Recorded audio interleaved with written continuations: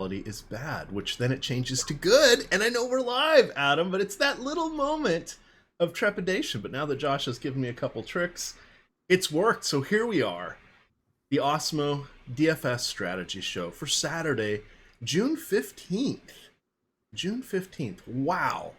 The summer is almost upon us. Adam, kids are getting out of school around here. Traffic should be getting lighter sooner as I have to commute back in the working world these days. And pay on toll roads, Adam. Pay on toll roads. It's almost $9 each way, and I only go 15 miles. There's no way around that? Well, there is, but it would take 2 hours to go those 15 miles. Yeah. I would actively have to drive well out of my way to see what's happening. But in any event, make sure we got it live here. So we've got, there we go. We got a full 15 games, one 1 o'clock game, 4 4 o'clocks, 2 6 o'clocks, and then a bunch of 7 and later for the main slate. We will go game by game through all of these, and I will mark the timestamp when we turn this into a podcast. So those of you that are out and about or miss part of this, because you have to go do actual yard work or errands, you can download it and know when we jump to from the afternoon slate to the main slate. But I'm joined by world traveler Adam, ship my money share here, who is you've hit more states this year, I think, than damn near anybody. What is this, like state number 7 for you? By the time you count Maryland, DC, and if you ever dipped into Virginia, those are kind of 3 gimmies. Well, once. Yeah, yeah, and I guess, I mean, I've been to Florida twice, so, but yeah, I don't know, California, Arizona, Tennessee, Florida, Maryland, DC. I've probably been to Virginia, I don't know. It's kind of hard not to. If you go down to DC, it's like, oops, I've made the random turn trying to come home and come out of the Beltway and done the wrong thing and ended up in BFE, Maryland before I could turn around. It's like, no, it's 8 miles to the next exit. Shit, I'm going from Virginia to Maryland. This sucks. In traffic. I've learned to recognize that road sign and pay attention as to which way I really need to go. Yeah. In any event, let's jump on in here. We've got one early game here at 1 o'clock, but that is being covered on an all-day slate by FanDuel, which had some actual prize pools. And I say that because normally when they run their all-day slate, it is just for tickets. So that was that's something, if you guys want to go check that out, it is there. And then we also have on our presenting sponsor here, Yahoo. Well, technically they don't do this show because I'm on the NBA strategy. Oops, we'll change that. But Adam, let me kick you off here. And Jose Suarez, Charlie Morton, the 1 o'clock game, roof closed, of course, because it is in Tropicana Field. The catwalks will be in play, or actually not in play when it comes to home runs. Talk to me here. If you're playing the early or all-day slate, would you like anything from this game? Yeah, there's not really much that stands out here because you have a good pitcher in Morton facing a team that doesn't strike out a lot in the Angels. And, you know, if you're playing this, it is on the all-day slate, so you have plenty of other top-tier pitching options to get to. Not really looking for Angels bats against Morton. And then on the other side, you know, Suarez, not a pitcher I'm looking to take. I think Tommy Pham, obviously Al Garcia are both fine options, but in the context of an entire slate, they don't really stand out to me. All right, I'm changing. I have so many screenshots here. There we go. There we are. Got the right one now. Of course, now I got to fix our cropping here. Yeah, this one is one I haven't really looked at, but I did want to point out there's still a handful of spots left in the management fee free tournament over there on Yahoo, and I got 13th in it last night, Adam. So that was kind of fun. Actually, with the lineup that Josh and I constructed, one of the 4 that we did on the show, and fortunately we had Franmil Reyes, who did not start, and Hunter Renfroe, the exact same price. So, you know, one little tweak, getting that triple dong in there was very, very helpful last night. So that was a good one. But I'll drop the link to the Spotlight Hitters and Stacks article. 3rd paragraph there will have the instructions on how to get into Yahoo with your initial deposit bonus, which they will match. If you use the link and promo code, they will match up to your first $30. So very helpful with that. So let me drop that in here, and we will get going. With the main slate. All right, so the 4 o'clock games. We have several of them. We've got some intriguing pitching options here. We have one phenomenal spot, and that will, of course, be with Chris Sale going against your Baltimore Orioles. We talked about this on the Early Bird podcast, how Sale does have phenomenal strikeout rate against this particular iteration of Orioles. They are striking out nearly 50% of the time against him. Can you find any holes in Chris Sale's game at this point? No, he's the best pitcher on the slate. He's one of the best pitchers in baseball. 35.4% strikeout percentage this season, and that's including the 4 starts at the beginning of the year where he couldn't get swings and misses on his fastball at all. So his numbers since then are obviously even better. 29.5% K minus BB percentage is outstanding. An xFIP below 3. He's at the top of leaderboards, pretty much no matter what stats or metrics you're looking at. So obviously a really, really good pitcher in a good spot against the Orioles. The Orioles do have a lot of right-handed bats, but that's not really an issue for Sale. The only thing with Sale is that he is finally at least close to appropriately priced. It's not like he's a guy that you're just locking in your lineups and moving on. You do actually have to pay up for him, and sacrifice some stuff at hitter at this point. So, wouldn't expect to get like 100% or anything like that on this slate, especially because there are a couple of top tier options that are a little bit cheaper than him. But I still would be prioritizing Sale and looking to get as much as I can. All right. I don't even think it's worthwhile considering any hitters against him at this point. But if we're going to look to perhaps a contrarian option here in one Dylan Bundy, what are your general thoughts about him? He is been I don't know that it's really been improved. He's gotten sort of back on track. The strikeouts are still there. He's been one of those pitchers that we've liked over the last couple of seasons. Of course, he just allows a tremendous amount of power, still leading the league in home runs since the beginning of last year by head and shoulders above the next couple pitchers by about 10. So this is the dancing with the devil in the pale moonlight. That would be the Michael Keaton, the real Batman. Who said that? What do you want to do here with Bundy? I don't really have much interest in him for a couple of reasons. For one, the obvious one is that Boston is just a really good offense. Their active roster against right-handed pitching this year has a 109 WRC plus. They have the 5th lowest strikeout percentage against righties as well at 20.7%. But on top of that, on top of the fact that they don't really strike out, Bundy this year against righties has struck out 29.7% of hitters. Against lefties, he struck out 16.5%. Boston's projected lineup has 5 lefties and 4 righties. So it's not even like you're getting the platoon advantage for the majority of these at-bats. The price tag is appealing on Bundy, but that's about the only good thing I can say in this spot. All right. Now on the other side, of course, I thought we might get some lineups trickling in here. I figured we'd have a couple. But we did not see Mookie Betts last night, got the night off. But this is a pretty formidable lineup.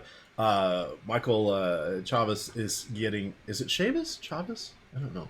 Chavis, I think. Chavis. Michael Chavis demoted, shall we say, down to the 7 hole, but or let's say the bottom half of the lineup once this one comes out, because we should see JD Martinez. He had a couple round trippers last night. You'll get Benintendi, Betts, Devers, Bogarts, and then probably some combination of Jackie Bradley Jr. And Brock Holt, depending on how they're going to fill out those other spots, although it does seem Jackie Bradley Jr. is kind of permanently ensconced in the lineup there at the bottom.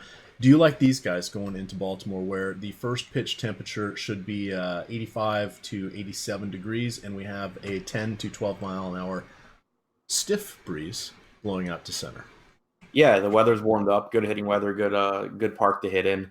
Bundy does give up home runs. He's given up a lot more power to righties than lefties this year, which is kind of weird. I think it's because he has had some success with his changeup to lefties, which he's thrown about 33% of the time.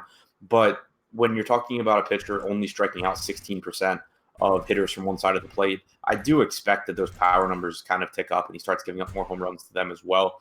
The Red Sox are expensive, so you are sacrificing a pitcher. I'm sure it's difficult to get Chris Sale plus a good Red Sox deck, but between Bundy and a Baltimore bullpen that gives you a lot of upside if you can knock Bundy out of the game early, I do think that Boston has a ton of upside as a full stack, but also because of the amount of home runs Bundy gives up, taking one-offs like Mookie Betts, JD Martinez, even Rafael Devers, I think is a really good way to go. All right, let's continue along here. We're going to go to the other game in the Washington, D.C. metro area. This would be the Nationals, who are hosting Arizona. Had the Nationals bats kind of woke up last night there in the latter half of the game, which was fun to see. Today they've got a fantastic matchup against Taylor Clark. We have Steven Strasburg taking the mound for the Nationals. He is backed by a 5.8 implied run total. He's going against the D-backs, who have a 3.8 implied run total, and again, going to be 85 to 87, and we have a similar 10 to 12 mile an hour breeze blowing out to center in this game. Talk to me first about Strasburg as compared to Sale. Yeah, Strasburg's kind of at an awkward price point here. He's a little bit less than Sale, which is nice. He's like 900 less on DraftKings, 9 less on Yahoo. So you are able to get an extra bat or so into your lineups if you go down to Strasburg. And he has been really good this season. He struck out at about 30% of hitters. PCRA is really good. Called strike plus swinging strike percentage is in the top 5 this year. Walk percentage is down. So there's a lot of stuff that's really, really good about Strasburg. And this Diamondbacks team has been below average against right-handed pitching this year, 93 WRC plus. The one thing that stands out, though, is that they've only struck out 21.5% of the time. So you're talking about, Sale facing the Orioles, who are one of the best strikeout matchups that he can get, compared to Strasburg facing a Diamondbacks team that really hasn't struck out a lot. And then if you also look a little bit further, you have Shane Bieber on this slate, who's facing a Tigers team that has the second highest strikeout percentage against right-handed hitters, and he has close to a 30% strikeout rate against righties. So Strasburg's kind of just in a weird spot, sandwiched between Sale and Bieber, because I would rather get to Sale if I can get the money. I think he projects better than Strasburg, and I like the point per dollar value and upside of Bieber over Strasburg. So there's nothing that I really dislike about Strasburg himself here. It's just that I have trouble seeing him being like an optimal play at his price point relative to the other guys at the top. And that does make a lot of sense here on this one. I'm going to see if we've got our popularity stuff updated. I want to see where these guys are coming in, because that will be one of the decision points we have here for tournaments. And similar to what we had to do last night with the Scherzer versus Cole and with Lucas Giolito in there, where this is kind of shaping up between the Biebs, Sale, and Strasburg into something quite similar, albeit with 3 different players here.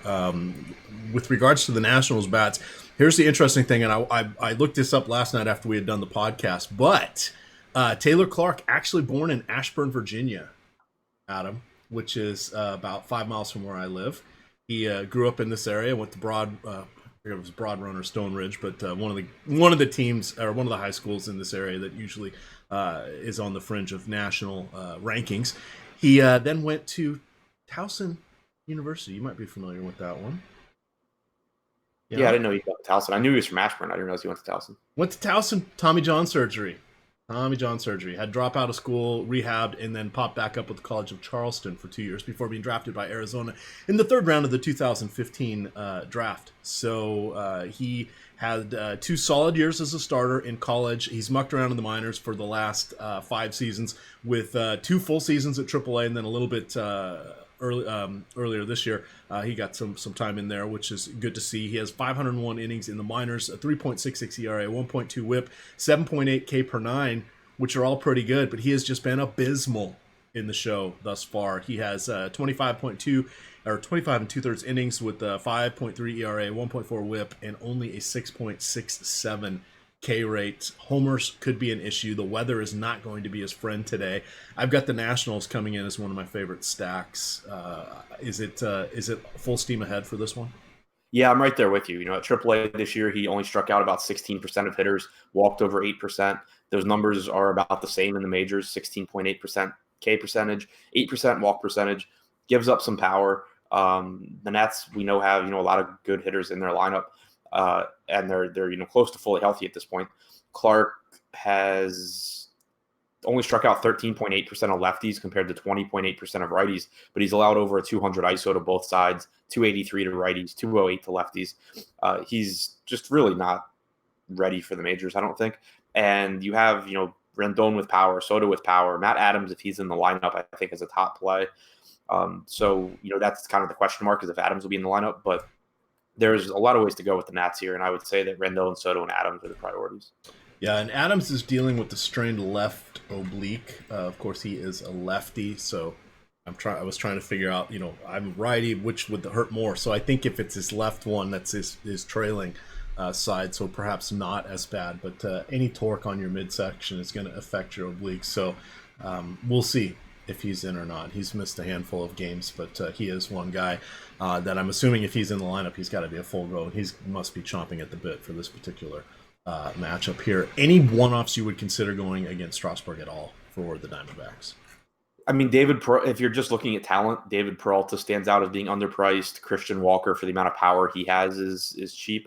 But I just have a lot of respect for Strasburg. I guess Christian Walker would be the one that I'm most interested in, just because on DraftKings he's 3,700, and if you just start comparing him to other hitters in that 3,700 price range, he has more power than most. All right, on to our next 4 o'clock game, actually our third 4:05 game. This would be Milwaukee at San Francisco. You have Jimmy Nelson coming in at varying price points across the board. $8K on DraftKings. You have Madsen Bumgarner, who is at 8,400 on DraftKings. It is going to be a 1 o'clock game, as a reminder, down there in San Francisco, and their little heat wave from last week long gone. We're looking at a first pitch temperature in the upper 50s. Yikes. Guess you'll have to bring your jackets if you're going to that game, but no issue with precipitation. I do want to call out some of our popularity here on the pitchers for DK. Sale 46, Bumgarner 40, Strasburg 28, Bieber 28. Those are DK, which is the 2 pitcher sites. Does that surprise you that that Bumgarner is that much higher than Strasburg? No, I think that Bumgarner's price tag is clearly really low.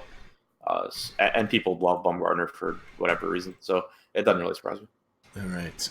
How are you loving or not loving Bumgarner here going against Milwaukee? Tough lineup against lefties, but this game has a 7.5 implied run total, 3.8 coming from the Brew Crew, which of course means 3.7 coming from the Giants. How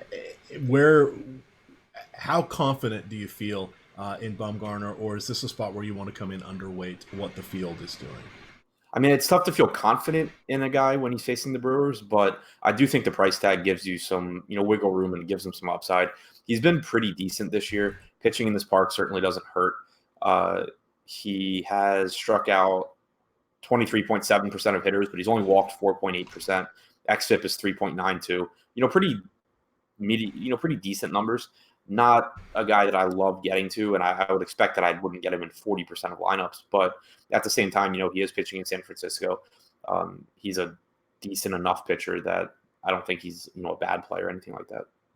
All right, little update there on the Yahoo management fee free tournament. 72 spots left, and that one's going to fill again. That one does not have any fees associated with it, so if you're going to jump in a contest, it should be that one over there. That is for the main slate. They do have contests running at essentially every lock time and going forward, and it's fun because it's smaller fields there and capped number of entries. So 10 is the most you can have, but they have a lot of single entry or they don't call them 3 max, but based on the size of the contest, you usually can't do more than 2 or 3 entries into them. It's fun. It's fun to see green next to your name and not having to redeposit, which is definitely my goal anyway for DFS. Drop that link to the Spotlight Hitters and Stacks article in there one more time. That does have the link to get to Yahoo with the promo code AWESEMO, which will get you $30 matched of your first $30 deposit in Yahoo Sports Rewards points, YSRPs. Those are just as good as cash. Again, come in on that link with the promo code.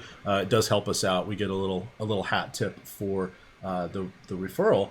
And that's why we can continue to have free content in front of the paywall here. Adam, on the other side here, Slip and Jimmy Nelson. We talked about it last night. I thought about it a little more. I still don't know what I want to do with him here. Now that you've had a little time to ruminate on it, what are you considering here with Nelson as a DK option for 8,000? I think my approach is going to be to kind of just wait and see on him. It's not like he's at a price point where you're at a really big risk if you don't roster him of just losing the slate for that reason. He's expensive enough where, it's pretty unlikely that he really breaks the slate. It's a good matchup against the Giants, who have an 84 WRC plus against right-handed pitching and rank in the middle of the pack in strikeout percentage. But we saw the the big concern we had with him based on his AAA starts was his walk percentage being really high. And we saw that carry over to his start against the Marlins. Also, if you look at his pitching, his pitches, his fastball, his velocity across the board really was down about 2 miles an hour in his start against Miami compared to 2017 when he had the really good season. The movement on his slider is just totally different, way more horizontal movement, more depth on it. So it's not that I think it's going to necessarily be worse. It's just way different. So it seems like there's a lot of stuff that's just like kind of changing with Jimmy Nelson. And I'm not convinced that he's fully ready to be the pitcher that he was in 2017. So if he were a little bit cheaper, I would have more interest. But with where he is right now, I think I would feel most comfortable kind of just, waiting until some of the underlying stuff that I'm looking at is better after a start. All right. I just wanted to see. He's 33 on Yahoo. There's some other players, because it's their all-day slate. There's some other pitchers I would prefer in that range. He is the fourth most expensive pitcher on FanDuel. Again, FanDuel just running the 4 o'clock games. They're not doing the 2 6 o'clocks like DK, so we're sort of all over the board here with what we're looking at. But with regards to Nelson on FanDuel, 1,000 more for Strasburg, or pardon me, for Bumgarner, or even 3,600 more for Strasburg. I think probably the way to go if you can't get up to sale. There are a variety of ways you can get discounted hitters and still have double stacks on FanDuel, even with just 8 teams in action. So I'm not as worried about spending on one of the more popular or chalky pitchers there, particularly if I think that pitcher is going to get a quality start. That is one of the key scoring metrics there on FanDuel that's not on the other sites, and it's something that gamers constantly overlook from that aspect. So even if your guy doesn't get the win, it's nice if the quality start is 3 innings, probably 6 innings with 3 or fewer earned runs, which I think Bumgarner, Strasburg, and of course Chris Sale are our best shots at that. Let's see here. One other thought. The comparable pitchers here for the all-day DK or Yahoo slate would be Nelson's at 33. I'd rather get to Bumgarner at 36, but hey, so is everybody else. You have Pablo Lopez, who is on that 6 o'clock slate at 33. That's an interesting price point. Framber Valdez, 33 as well. So there's some differentiation there. And then you got 32 with the Mercurial Ronaldo Lopez. So there are options there. So I don't think any of those guys are going to carry a lot of popularity on the all-day slate there on Yahoo. So whichever one you feel most comfortable with will be just fine and give you a probably differentiated look compared to the field, since I don't think things will congregate at that particular spot. We did get the Nationals lineup in. Matt Adams is batting 5th today, Adam. So good to see you there. Good to see you there. Let me see here. Any other thoughts on this one? If you're looking to take some bats to leverage against the popular Bumgarner, I think you want to look at the right-handed power here. He's only struck out 20.5% of righties this season compared to 35% of lefties. So that's a pretty huge split for him. He's allowed a 183 ISO to righties. San Francisco doesn't downplay right-handed power as much as left-handed power. It's still not a good park to hit in, but getting to like a Ryan Braun or a really cheap Hernan Perez, Jesus Aguilar, et cetera, gives you some leverage while also letting you save some money. All right, on to our final 4 o'clock game. This is at 4:10. We are looking at the Toronto Blue Jays going against the Houston Astros. 3.6 implied run total here for the Jays. 5.5 for the Astros. Clayton Richard, $5,000 on DK. I have no interest in him on the other sites. Wouldn't shock me if I get a little bit on DK just because it's a price play. But even with the understudies populating the lineup here for the Astros, they are still carrying a 5.5 implied run total. Clayton Richard does, I don't know, he's definitely a major league pitcher. He's a lefty. Those are good qualities, Adam. He's one of the two things you just said is true. Oh, Adam, shots fired there. Shots fired. The one thing he does do really, really well is ground balls. 55% ground ball rate since the beginning of last year. That feels like he should be a major league pitcher, Adam. Yeah, still gets hit pretty hard though. But yeah, how are you handling this one on DK? If you were running your 150, what would you get? Like 5-10% of Richards just to help make some of your bigger stacks come in, like the Boston stack? Probably like 5 at most. You have the Pittsburgh guy in that price range. Okay. So like if you didn't have the Pittsburgh guy at 5,400 making that start, then I would get more Richard because he is 5K and I just kind of end up rostering those guys. But just not really necessary on this slate even for that build because he's facing this Astros team that even though they aren't at full strength, they still have good hitters and they still have guys that don't strike out a lot. Since last season, Richards has struck out 14.8% of right-handed hitters. He's allowed a 199 ISO, 363 expected WOBA to them. It's just not a good spot for Richard, I don't think. Alex Bregman's expensive, but I think he's a good play. Gurriel's affordable. Chirinos, you mentioned it on the podcast last night, but he's a spot where you could pay up to be contrarian, assuming he's a catcher, at 4,800 on DraftKings. It's not an optimal price tag. It's not the best catcher play point per dollar, but he does give you over a 200 ISO against a pitcher that doesn't miss any bats. All right. Moving along to the other side here. Framber Valdez. Framber. Intriguing matchup here against Toronto. A lot of, as we mentioned on the early bird, a lot of youngsters here. They do have potential, but got to get Freddie Galvis out of there, and all of a sudden their average major league service time for their starting lineup is what, 2 seasons basically. It's intriguing. Which side are you landing on, Framber or Toronto, or are you playing both?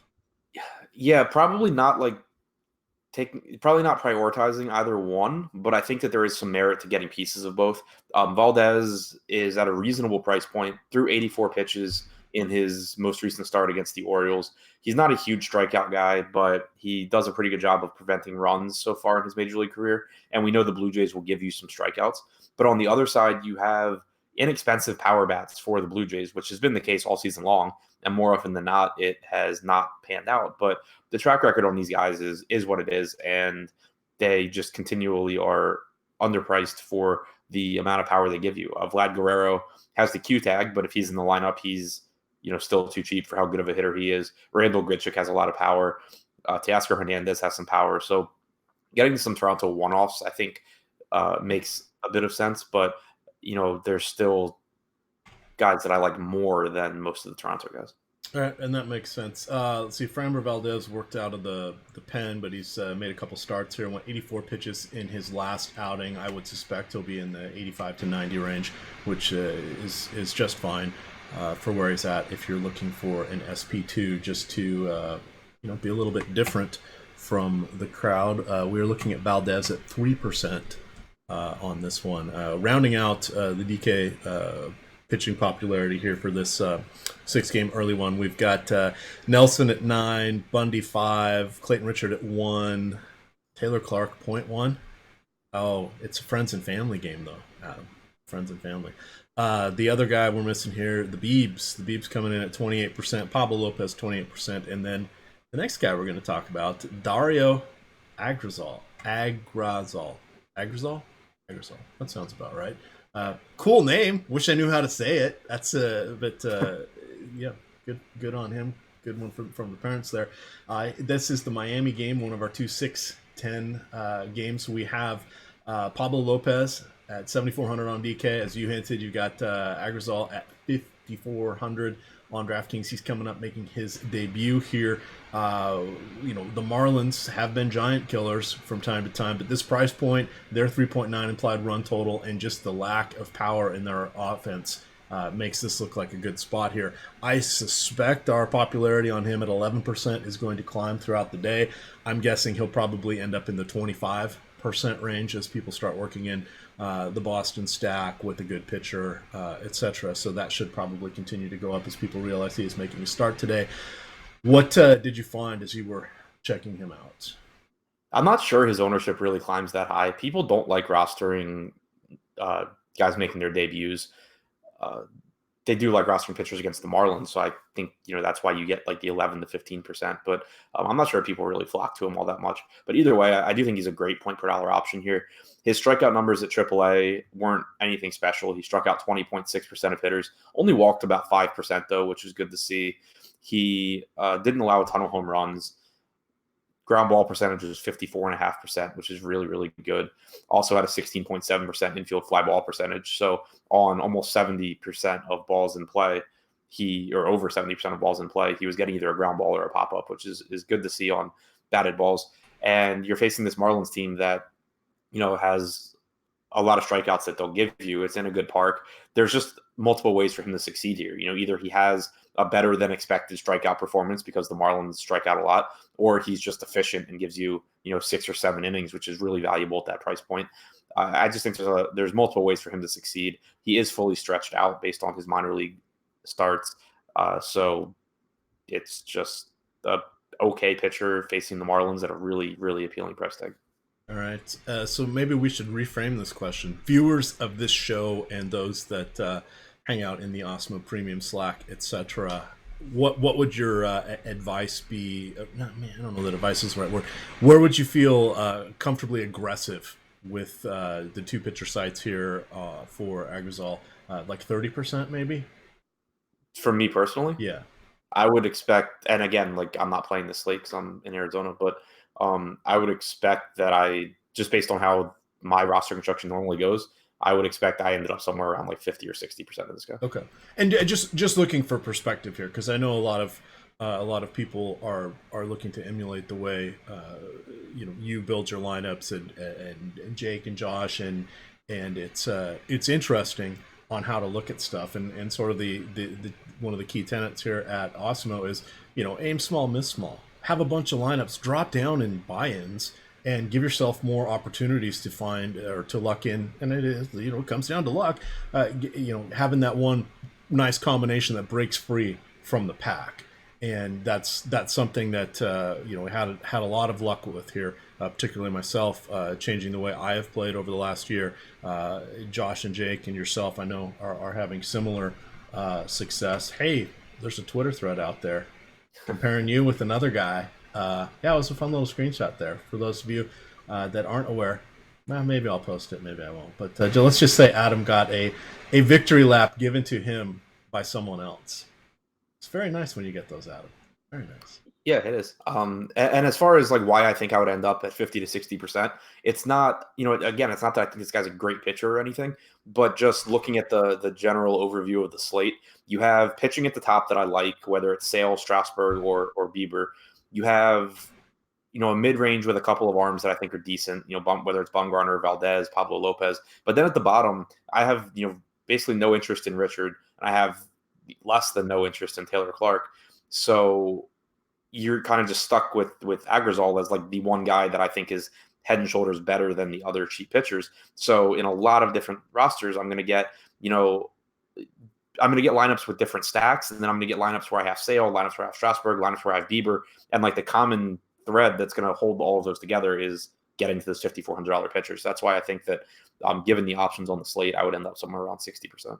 Yeah, and if you look on, and I'm just putting together a little all-day Yahoo contest. If you go with Sale, who's 62, you kind of need Agrizal at 25, and then that gives you 14 per at bat. Now remember, it's all-day slate. So you've got Coors, you've got Boston.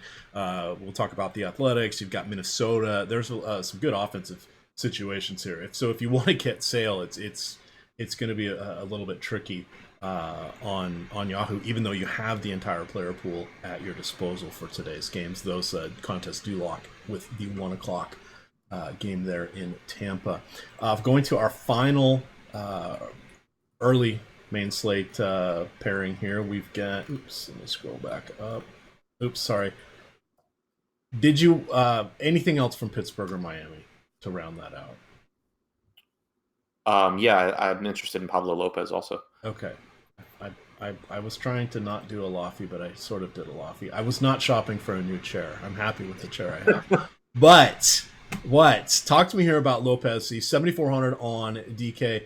He is favorably priced at 33 on Yahoo. So there is, we saw Pittsburgh go nuts last night against Trevor Richards, which I thought he was in a good spot, and I would play him again, particularly on Yahoo, because he was coming in at about a 30% discount compared to the other two sites. We're seeing something not quite as drastic with Lopez, but still a good spot here. What do you want to do with him in our fifth of 6 games here?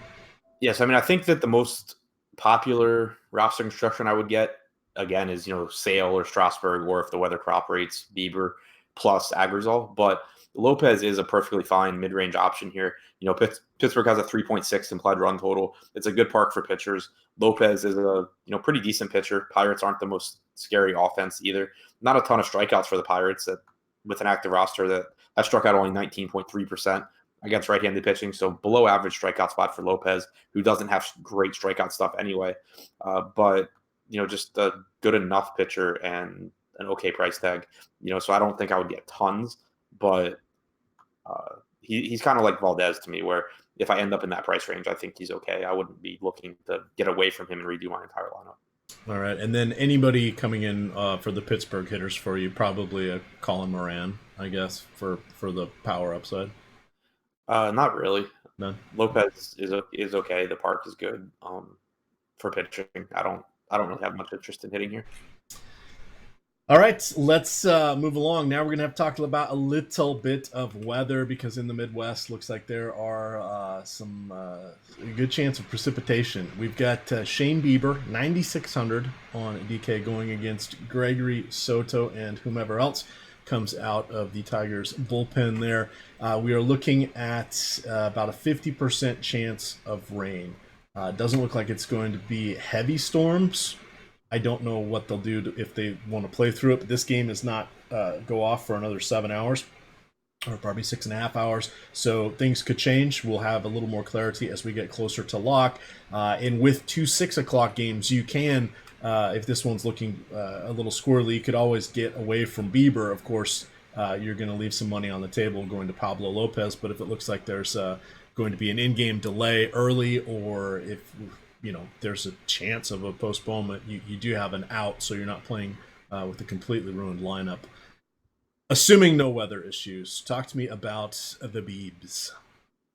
Yeah, so I mean, if the weather cooperates, Bieber's one of my favorite pitchers on the slate, because he's at a significant discount from Sale and even from Strasburg. He's facing a Detroit lineup that has the second highest strikeout percentage against right-handed pitching this year. Bieber has been really good at basically everything except preventing home runs this season. He has a really high barrels per batted ball percentage. He gives up power. He's giving up power to both sides of the plate, but he struck out 30.3% of righties. And the Tigers don't have a lot of power in their lineup, and they do have a lot of right-handed hitters. Outside of Kristen Stewart and Nick Castellanos, you're not really concerned about power hitters in this lineup. There are a lot of strikeouts, as I mentioned. I think Bieber's an excellent play if the weather cooperates here. All right, and then on the other side, yeah, we're not going to the Tigers pitchers in any form. So let's talk about the Cleveland batsmen. Yeah, I mean, there's just some really cheap hitters on Cleveland. They're still, they came through yesterday, but they're still not a team that has the most power or anything like that. But when you consider the upside base, the point per dollar upside for this stack against a pitcher in Soto, who I don't think is particularly good, a Tigers bullpen that isn't good. Bullpen games are never as appealing as I think a lot of people make them out to be, because you're just getting fresh arm after fresh arm, and it's not great for hitters. But this is one of the weaker bullpens in baseball. So, and the price tags again are just really appealing. So you're probably going to have, like a $3,000 Jason Kitten that's batting cleanup on DraftKings. Jose Ramirez, who hasn't been good this year, but he's priced where he probably should be based on that. Batting fifth. Lindor is really good leading off. The Indians are a team where if they're really popular, I would probably look to be underweight and just load up on some other offenses. But if they aren't, then they do have a 5.6 implied run total here in a decent spot. Yeah, and just looking at who is available in the bullpen, Austin Adams pitched Thursday, had 30 pitches, so he'll be fine. Victor Alcantara. It should be Alcantara, but I know that the other guy is Alcantara, and I know we've been getting grief about that, but I've been listening to the YouTube broadcast so I can see how the announcers are saying their name. And multiple different cities are going with Alcantara for him, as opposed to like Izzy Alcantara, who was a player once upon a time. So anyway, neither here nor there. Buck Farmer, shout out that he's still around. Went for 50 pitches yesterday, so he's toast. Shane Green is available. Joe Jimenez, Nick Ramirez, those guys haven't pitched since Wednesday, so they're fine. So as you mentioned, fresh arms are definitely going to be available here for Detroit. They're not the best, but hey, if they can just survive for an inning, they can cause fits for those of us that might be backing the Tribe. That does it here for the early slate. Let me go look at our little timestamp so I can write it down. The 40-minute mark. Not too shabby. Not too shabby. Here we go into the main slate. We have a nice one today. It is, let's see, 8 total games. They start at 7:10, I believe. Yes, 7:10. But we're going to have some weather again. I hinted that the Midwest could be a little bit dicey there in Detroit. Could be some potential precipitation prognostication issues there in Chicago, in Cincinnati, and in Minnesota. So we'll want to keep an eye on that. Those games are 7 hours away. Things can change. We'll have a better. We'll move from weather models to actual radar, which is a little bit more helpful in trying to figure out what is going on and where. We have Chad Green starting for the Yankees, going against Ronaldo Lopez, the mercurial Ronaldo Lopez. Is Lopez channeling his inner Lucas Giolito, Adam? What's going on here? Can he be trusted? He's nowhere near as good as Lucas Giolito, but I have some interest just because. So pitching on the slate is really, really rough. But you get Lopez at 5K on DraftKings, 32 on Yahoo. So on the 2 pitcher sites, especially on DraftKings where he's 5K, I have some interest just because, it's not like there's a ton of opportunity cost at the position, so paying down makes sense. And he does have strikeout upside, particularly against righties. He has been hit hard by hitters from both sides of the plate, which obviously is really scary when you talk about this Yankees team and how much power they have. But he has struck out nearly 25% of right-handed hitters. If he can just not give up, multiple home runs, he can be okay. Obviously, that's not a ringing endorsement, but the other options are like Michael Wacha, Glenn Sparkman against the Twins. There's nothing you're going to feel good about in most price ranges on the slate, but definitely not at the bottom. So some interest in Lopez where I need a cheap pitcher, but also certainly interested in the Yankees because Lopez has been blown up by both sides of the plate. 231 ISO to lefties, 276 ISO to righties. His expected ISO is in line with those. At least a 370 expected WOBA to both sides. Getting hit really, really hard. And even though you're still missing Judge and Stanton, you have Gregorius back, who I think is a really good shortstop option here. Gary Sanchez is one of the top catcher options on the slate. Aaron Hicks is a really good play, I think. Voit has power. Torres, particularly on FanDuel, where he's a second baseman, I think is a really strong option. There's just power up and down this Yankees lineup, and Lopez is certainly susceptible to it. All right. Okay. On the other side, flipping the script, Chad Green. What? How far? Does he go more than 2 innings? He's thrown 35. He threw 35 pitches in his most recent outing. Went 2 innings. Went an inning before that. He's not going more than a couple innings. All right, there we go. So he pitched on the 4th, the 6th, and the 9th. So he's had several days off, as you mentioned. Yeah, 35, 24, 19. So he probably will get into the second inning, but may not finish it off depending on what happens there. Knowing that we have him, have they listed a probable second guy? Nestor Cortez. Nestor. What is going on, buddy? So Nestor, he'll probably be good for 60 or 70 pitches. He projects a little bit more as a starter. He has been bouncing between AAA, Scranton with the mothership there. Not horrible numbers here. We actually have a potential probable long reliever who is realistically priced, Adam, at $4,000. This feels a little bit like last year. Do you want to celebrate? Because we've been seeing these long guys coming in priced around $8K recently. What do you want to do with Nestor here? He's not any riskier or worse than Reynaldo Lopez. 4K on DraftKings is obviously really, really appealing. He threw 49 pitches in 3 innings in his most recent outing. He's thrown as many as 76 in his last, or in the majors this year. At AAA, he threw 107 pitches on May 4th, but June 5th threw 76. So he hasn't thrown more than 76 pitches in a really long time. Okay. I would expect he gets somewhere in that range here. We know the White Sox have power, but they'll also give you some strikeouts. It's a 4K pitcher is what it comes down to. He's not terrible. He's not good. If, you're good with, like 4 innings or, probably like around 4 innings, 3 to 4 strikeouts, hopefully, and, just gets you like 12 points and you can move on. Yeah, and I think that's the more appropriate way to look at it. What are you willing to pay for 3 innings and 4,000? Okay, that's our worst ways to allocate your salary cap, I would think. Let me see here. I'm just entering a few Yahoo contests because I want to get in before they close for the 1:00 games. All right, now on to our next game here. This one is kind of intriguing, I guess. Potential weather in the area for Cincinnati. We've got Mike Minor at 9,700 going against Cincinnati. Tanner Roark is taking the bump for the hometown Reds. Minor's at 9,700 on DK, but he doesn't have to face the DH or pitch in Arlington, Adam. Feels like this is an intriguing spot for him.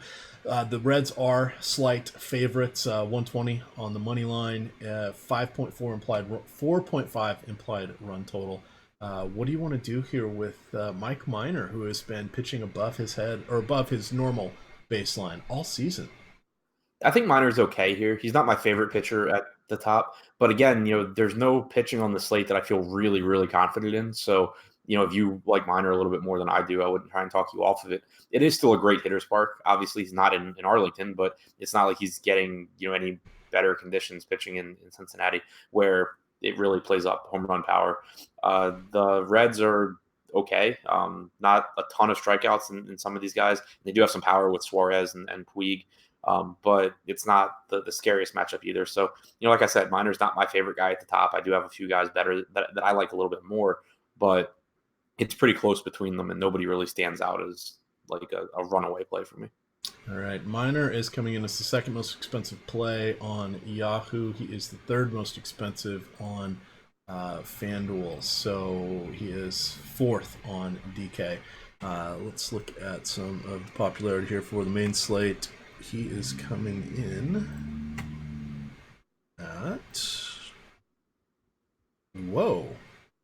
He is only coming in at 6%. Yeah, but I still like Frankie Montas more at 3%.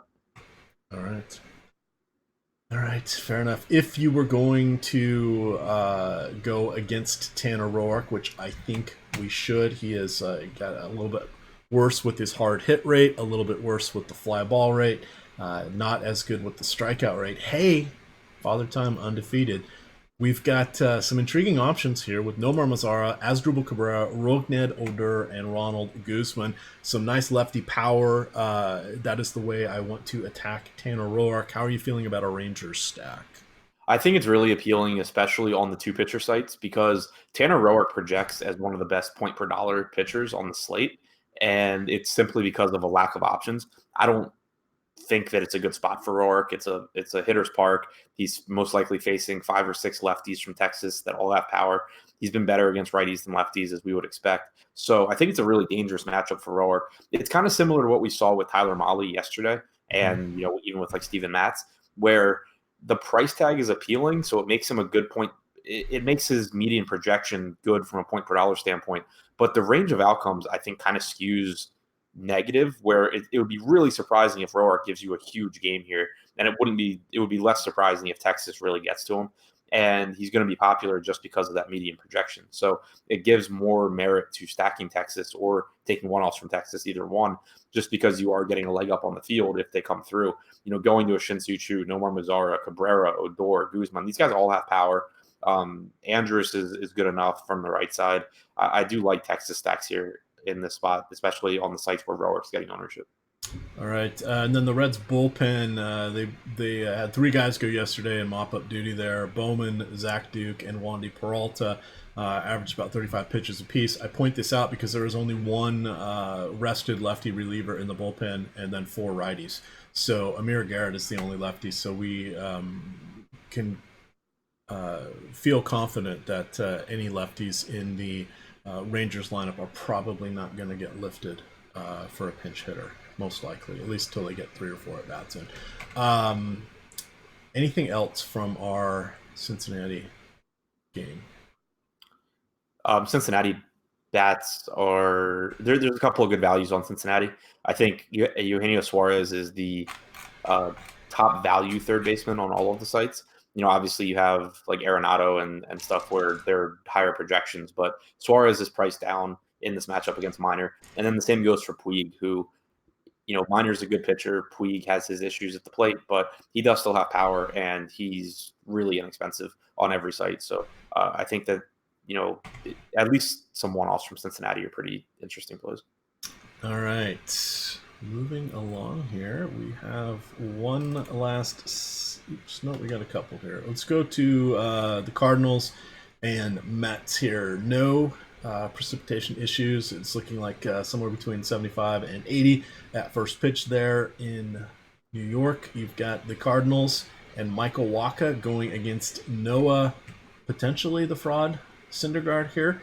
Syndergaard at 9,300 going against the Cardinals, who have a 4.3 implied run total. The Mets, 4.8 implied run total. No respect for Michael Wacha. No respect for him. Adam, what do you want to do with the pitching in this game? So Syndergaard projects as the highest owned pitcher on DraftKings, which I think is fine. Like, I'm not a Syndergaard fan for DFS. I think he's pretty routinely overowned. But again, pitching on the slate is not great. He's at a decent price tag. He's a good real life pitcher. It's just that he doesn't hold runners well. He makes too many mistakes over the plate, and that tends to lead to pretty mediocre fantasy outings. It's also not a great matchup against the Cardinals, who have a lot of good hitters on their team, and specifically a lot of really good fastball hitters, which is pretty scary for Syndergaard, who throws his fastballs close to 65% of the time, and he does have trouble commanding them in the zone. I think the Cardinals could kind of punish some mistakes. So I think it makes sense for Syndergaard to be projected as the highest owned pitcher. I think that he's a good play on this slate, but I do think that going to some of these Cardinals bats that are really cheap, Goldschmidt stands out on DraftKings at 3,600. DeJong stands out, especially on Yahoo at $10, but also on DraftKings at 3,800. Going to some of these guys, again, as a leverage stack, which is a strategy that I employ more on slates like this, where I don't think that there's much clear, standout pitching, but ownership's still going to be concentrated on some guys just because that's how it works. I'm more inclined to go to those opposing stacks. So, getting the Syndergaard I think is fine, but I think that there's more tournament winning value in going to the Cardinals. All right, let's look over here at our next. The next side. Conforto, yes. Alonso, sure. Dominic Smith, yeah, all right. But these guys are not coming at a discount. Wacha is coming in as the 4th most popular pitcher here, so I definitely think some Mets action is warranted. If you're looking to the Metropolitans, is that trio the one you want? Yeah, Wacha's been bad against everyone this year, but especially against righties. So Peter Alonso really stands out as the best right-handed hitter on the team. Michael Conforto is a really good hitter, so I wouldn't be shying away from him.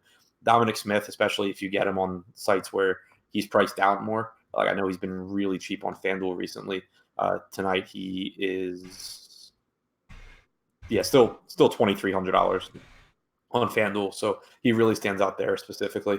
I think Wacha is a reasonable play for the same reasons that I thought Reynaldo Lopez or Nestor Cortez are, and it's just that he's really cheap.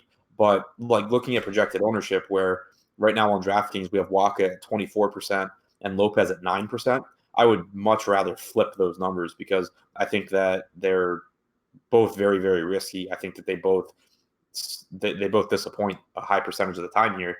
But Lopez has a little bit better strikeout stuff, and he's just the lower owned one. So I would rather have like 10% Wacha and more Lopez or something. All right, moving along here to the final game in the Midwest, the Twins. A little bit of possible precipitation. Looking at an intriguing temperature. It's going to be 69 at first pitch, Adam. Nice. We've got Glenn Sparky Sparkman going against Jake Odorizzi. Sparkman coming in at 4,500 on DK. As we mentioned, there are some, let's not call them bargains. There are some deeply discounted pitching options here. You've got Odorizzi on the other side, who is coming in as the second most expensive pitcher on FanDuel at 10,000. Walker Buehler's ahead of him. He is the most expensive on Yahoo, and then on DK, he is also the most expensive here. Are you feeling the love for Jake Odorizzi, who has been pretty good this season? 1.9 ERA, 0.97 WHIP. He's not allowing base runners, which is phenomenal. He has allowed just 4 home runs, and he has a lofty 78 strikeouts in 70 and a third innings. Adam, we are definitely paying. Well, we're paying darn near Chris Sale prices for him. How are you feeling about Odorizzi? I'm not really interested at this price point. I know he's been really good this season, and I think he's a good enough pitcher. He has the highest strikeout percentage on the slate, but there's a lot of things with him that kind of stand out that make me think that even if he is good, he's not this good. For one, he has a 83.9% left on base percentage this season. His career average is 74.9%. So, he's got that 1.9 ERA, but he's leaving an unsustainably high percentage of base runners on base instead of allowing them to score. And then he's also allowed a home run on 4.9% of fly balls this season. His career average is 10.2%. So the 0.51 home runs per 9 is likely to increase. That's why we see, a 4.21 xFIP as opposed to, compared to a 1.9 ERA. His PCRA is 3.73, which is better than the xFIP, but it's still not like it's an elite number. And, we're paying for an elite pitcher at these price tags. His 2-strike percentage is really high this year. He's 13th out of 132 starting pitchers that have thrown at least 750 pitches. But he ranks 35th in called strike plus swinging strike percentage, which, it's good, but it's not elite. And if you also look at some of his plate discipline numbers, his swinging strike percentage is up this season, but his zone contact percentage is way down below his career averages. I think it's weird that hitters are swinging and missing so much on pitches in the strike zone. It's not that he's getting a ton more chases on pitches out of the zone, even though his chase percentage is up a little bit. It's not up a ton. It's mostly just that hitters are missing pitches in the zone, which I'm not sure how sustainable that is. So overall, it's just that, I think Odorizzi's good, but I think he's overpriced. I also don't think it's a great matchup against Kansas City, who ranks in the middle of the pack in strikeout percentage against righties. They've been below average in production, but the top of their order still has some pretty good hitters. I would just rather save some money and not go up to Odorizzi. All right. Do you want to go down? Still going. Now we're in the sub basement. Now we're in the parking garage. Now we're in the bomb shelter. It is $4,500 Glenn, the Sparkmeister, Sparkman. I'm interested, Adam. I'm interested because he has gone 96 pitches and 80 pitches in his last 2 starts on a price per pitch. This is a phenomenal spot. However, not a great spot going against the the Minnesota Twins. Keller held them in check relatively well last night, but Sparkman is no Brad Keller. We've got a very expensive Twins offense here, but that also means they'll be less popular as people look to Coors Field. Nelson Cruz was off on Friday, so he should be good to go. They got power coming from both sides of the plate with Crone, Kepler, Rosario, Jonathan Scope, Jorge Polanco, Castro, the 9-hole hitter, Byron Buxton. What do you want to do? Is this a little play both of them? Because if you conceivably, you literally could get every the top hitter or top price hitter at every position if you went with 2 of these cheap pitchers here. That'd be a fun little lineup. Yeah, I'm not really interested in Sparkman here. I'd rather take a shot on like Ronaldo Lopez, or I'd rather just save an extra $500 and get Nestor Cortez. Sparkman doesn't strike guys out. Going back to last year, 14.7% strikeout percentage to lefties, 14% to righties. He's done a good job of limiting power. His numbers, look pretty comparable to Brad Keller in that regard, but just not a lot of strikeouts in the Twins lineup. Tons of good power hitters. Not super interested in paying those prices for the Twins, especially as a full stack, because you would be sacrificing a lot in terms of pitching. And, it's a pitcher that hasn't allowed a ton of power. But if you wanted to get to, some mini stacks or something, I think that they're good enough hitters you could. But overall, I think I'm just not that interested in either side. All right. 3 more to go. Oops, 4 more to go. We got our last of the 7 o'clock games. This one is at 7:20. It is in Atlanta. We're looking at 85 degrees at first pitch, about 50% humidity. Slight breeze coming in from right. You've got Aaron Nola and Sean, don't call me Duke Nukem here. You've got Nola 8,500 on DK, Newcomb at 7,700. Phillies have a 4.5 implied run total. Braves have a 4.5 implied run total. Hey, it's a 9 overall game total, so that makes sense. Tough matchup for both these pitchers, Adam. Tough matchup. Got a lot of righties there for Philly, and then the Braves, never fun to tangle with. Nola has been hit or miss this season. I'm not really intrigued by either one of these guys. What is your reading of the tea leaves? Yeah, I'm not too interested in either side either. I think Nola is a good pitcher, but it is a really tough matchup against Atlanta. There's a pitcher in this price range that I like more than Nola that we'll get to, and he actually is projected for lower ownership than Nola right now as well by a little bit. So, yeah, it's not like it would be surprising if Nola has a good start, but I just don't see a ton of upside for him here on the road against Atlanta, against a team that has a lot of really good hitters. So not really interested there. And then Newcomb against a team that is patient, works walks, not really the matchup you're looking for there. Not a high strikeout guy. Not really on the pitching here. I'm not on the hitting either. So any nuggets you want to point out, we'll of course talk about this more on the evening slate when we have the actual lineups. But just looking from either side here, Rhys Hoskins, sure. Freddie Freeman, okay. Yeah, but why becomes my next question. I'm more interested in the Philadelphia side. Harper is affordably priced. Lefty-lefty matchup should keep his ownership down. But Newcomb has allowed power to lefties since coming up in the majors. He did so in the minors as well. So he's always kind of been a reverse splits guy in that regard. His strikeout numbers against lefties are better than against righties, but the power numbers are better for lefties. JT Realmuto stands out as a good value. He actually projects in my baseline projections as the top value catcher / first baseman on FanDuel. So that's including the first baseman, but he's only $3,100 there. 4,100 on DraftKings is perfectly fine as well. So I think that, those two guys plus Rhys Hoskins are interesting options. All right, moving along here to the 3 games starting at 8, and two of them are in the 9 o'clock hour. We've got Colorado, Coors Field.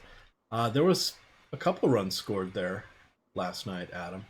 Yeah. Wow, what a game. What a game. San Diego came back, ripped off a bunch in the 9th, and then closed it out in extras dramatically. Today we've got Eric Lauer and Herman Marquez. Let's talk a little bit about Marquez here. 8,100 on DK. He is someone that you look to from time to time. How are you feeling about him going against a mostly righty lineup for the Pod Squad that does have power, but they do offer up some strikeouts? He's my favorite pitcher on the slate when you factor in price. Oh, there we go. All right. Break it down for us. I was hoping for this one.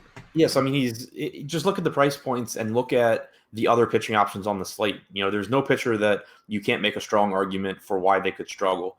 Marquez, obviously, that argument would be that he's pitching in Coors, but he's 8,100 on DraftKings. He's only $7,000 on FanDuel. He's $42 on Yahoo. He's facing a Padres team that most likely will have a right-handed heavy lineup. You're probably only going to get a couple of lefties in there. He's struck out 33.1% of righties since last season, only 20.9% of lefties. So it's important to get, a bunch of righties, get him against a bunch of righties.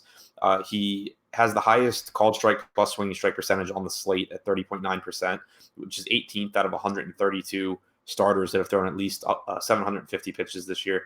He does have a below average 2-strike percentage, but he's priced low enough to where I just think that it's accounting for a lot of risk without accounting for a lot of the upside that he has in this spot. I think that his ownership will probably be lower than it should. Right now we have him on DraftKings projected for 14%, which is the 7th highest on the slate. I just think that he really stands out as the most underpriced pitcher relative to his upside in their spot. All right. I like it. I like it a lot. I just wanted to see here what in the heck? Oh, ESPN. Why you gotta do me like that, ESPN? There we go. So 28 runs in last night's game. I just wanted to see what happened with the various bullpens because they were used a lot. Yeah, both of them were used quite a ton. There. All right. Should be a fun one. We'll see. I'm kind of hoping this is like the double leverage play, Adam. If people are missed out last night, rolling back to jump on the Coors Field extravaganza here, and Marquez has a good or a solid outing, you can get the double lift there in tournaments. I like it. Rare that we get that true pitcher leverage type play, but this looks like it could be the spot. On the other side here, we have Eric Lauer. I saw that Arnado got the night off, but then he came in extras, so he should be fine. But I think, was it Story that did he end up leaving early? Yeah, he's I think expected to play today though. Okay. So of course we like those righties against said lefty. Of course, Charlie Blackmon, Chuck Nasty is also just fine in lefty-lefty matchups, but we're paying top dollar for these guys here. What say you against Eric Lauer? Yeah, I mean, I really like the Rockies again tonight. You obviously the righties with Story and Arenado are two of the best plays on the slate. They're my highest projected third baseman and shortstop on every site, and I don't think that's surprising. But Charlie, it's another opportunity like we got a couple of nights ago. I can't remember who was pitching, but there was a mediocre lefty going against the Rockies, and people aren't going to want to pay up for lefty matchups with Blackmon and Dahl and Murphy, but those guys can hold their own, and they're still in advantageous lineup positions and in a great hitter's park. So I think that it's a situation again where Story and Arenado themselves are not contrarian, but that paying up for a full Colorado stack probably is lower owned than it really should be. And if you do it with the more expensive guys, you're probably getting pretty contrarian stacks there, which obviously is surprising. But knowing that people are going to want to pay for Syndergaard, they're going to want to pay for Odorizzi for whatever reason, they're going to want to pay for Walker Buehler. It's going to be tough for those people to get the good Coors bats. So if you're willing to roll the dice on some risky pitching, maybe use Marquez as your SP1 and then just throw some shots at the cheap SP2s and then hope that one of them comes through, you can put yourself in a position where you're getting a ton of really, really good hitting at lower ownerships. You also do get some value towards the bottom of the lineup with Ian Desmond, who's affordable. Brendan Rodgers is really cheap. He's $9 on Yahoo. 3,700 on DraftKings. Both of those are really nice price points. He's really struggled in the majors so far, but he is a top hitting prospect. He's only 22. We should see improvement sooner rather than later. So I love Colorado here. Yeah, it's lining up nicely. It's lining up nicely. I like that you have to stretch to get to them from especially on DK with their top five guys all 5,300 or more. I think that makes things more of a challenge, more fun, more decisions to be made there. On to our 9 o'clock games here. We have Gerson Bautista, the righty, who should be the opener here for the Mariners. He pitched a couple days ago. He'll probably get the first inning taken care of, and then it will be turned over to Wade LeBlanc. LeBlanc is, I don't know. That's probably my ringing endorsement. He's bad, I guess. He's got a... Since the beginning of last season, he has a twin 184 ISO to both lefties and righties. That's 215 lefties, 634 righties. Combined fly ball percentage is at 42%. Hard hit rate is at 33%. Just a 19% strikeout rate. 6% walk rate. That's pretty good, but it means there is a lot of balls in play. I really, really, really like Oakland in this one. It is going to be cooler there. This will be what'll it be? An afternoon start, I guess, out there, early evening, 6 o'clock local time. It's going to be somewhere between 58 and 60 degrees at first pitch. Got a little bit of breeze going out there to right, but I think Mark Conha, Chapman, Profar, Chris Davis be the guys I want. I don't hate Chad Pinder at all. because he is phenomenal against lefties, and he is low 3,400 on DK. He is second base and outfield eligible, so it gives you a little bit of flexibility there. And he might even be a little lower down the lineup just so they can almost assuredly get him his bats against at-bats against lefties. So I don't mind that one at all if we're doing a little bit of home run hunting here. You mentioned earlier that you have some interest here in Frankie Montas. Take it away. Yeah, so I mean, I think that if you're looking to pay up for pitching, Montas is just a phenomenal tournament option because you compare him to these other pitchers at the top, they're going to get more ownership, and I think that he is really he compares just as well. Like if you compare him to Syndergaard, so Syndergaard on DraftKings is $600 less expensive than Montas. He's projected for 37% ownership. Montas is projected for 3%. Look at their strikeout percentages this season. Montas is at 24.8%. Syndergaard's at 24. Montas has walked 6.3% of hitters. Syndergaard's walked 6. So slightly higher K minus BB percentage for Montas. Montas's xFIP is 3.54 to 3.88 for Syndergaard. Syndergaard's facing the Cardinals, who have the 18th highest strikeout percentage against right-handed pitching this season. Montas is facing the Mariners, who have the 7th highest strikeout percentage against right-handed pitching this season. He's in a good park for pitchers. It does downplay strikeouts a bit because of the foul territory, but it also downplays runs. 57 degrees. You also have 6 lefties in the projected lineup for the Mariners, which is actually a plus for Montas because he added a very good splitter this offseason. He's thrown it 23% of the time to lefties. He's only thrown it about 11% of the time to righties. To lefties, it has a 23.5% swinging strike percentage. He's struck out 26.6% of left-handed hitters this season. So I think that the lefties in the lineup actually play up his upside a bit as well. To me, he just doesn't grade out really any worse than the other pitchers priced around him, but he's going to have a lot lower ownership because he's a different pitcher this season than he has been in the past, and projection systems are still going to really undervalue his strikeouts, I think. Do you think people will really get to the Oakland bats as part of a stack here, since they have that 5.4 implied run total, the Vegas truthers?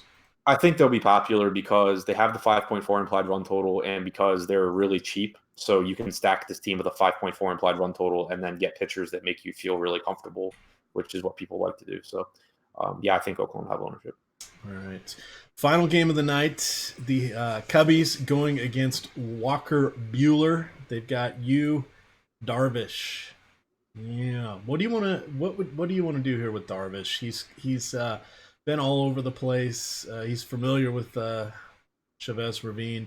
What do you think at 7,200, 4.7 implied run total coming from LA? He still has walk issues. It's been nice seeing hints of strikeout upside once again, but this is just a team I don't like to tangle with. I'd much rather go to the Dodgers here. Okay. Darvish is a guy that normally when he's at these mid-range price points, I'll take my chances because of the strikeout upside that he brings.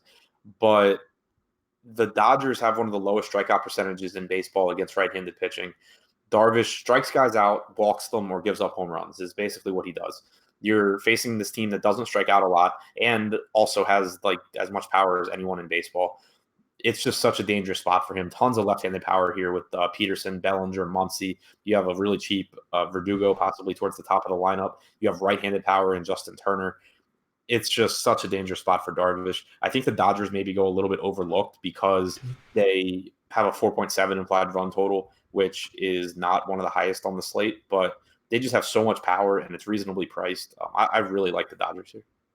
All right, I'm just doing a little game log watching here for Darvish. Yeah, I mean, it wouldn't... If him surviving with a quality start would not be a shock, but just the potential for home runs allowed is interesting. He has allowed 13 on the season. He gave up 2 in his last game. Went 2 games, 11 and a third without giving up any, but gave up 3 in the one prior to that.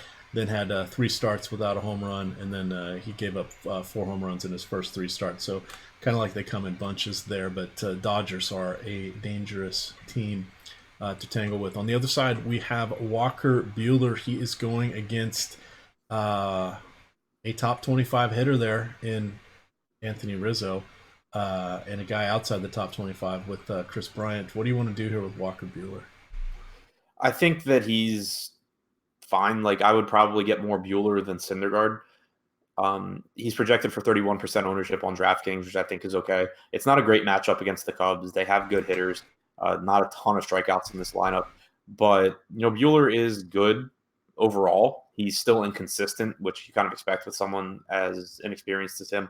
But, the stuff's really, really good. He has the second highest strikeout percentage on the slate to Odorizzi. He has the highest K minus BB percentage on the slate at 21.9%. 3.46 xFIP is good. He's a good pitcher. I think that he's the best pitcher on the slate, and I don't mind paying up for him. But again, this is just a slate where I would prioritize bats more than pitchers because I think that there's a really good chance that none of the expensive pitchers really dominate the slate relative to their price point.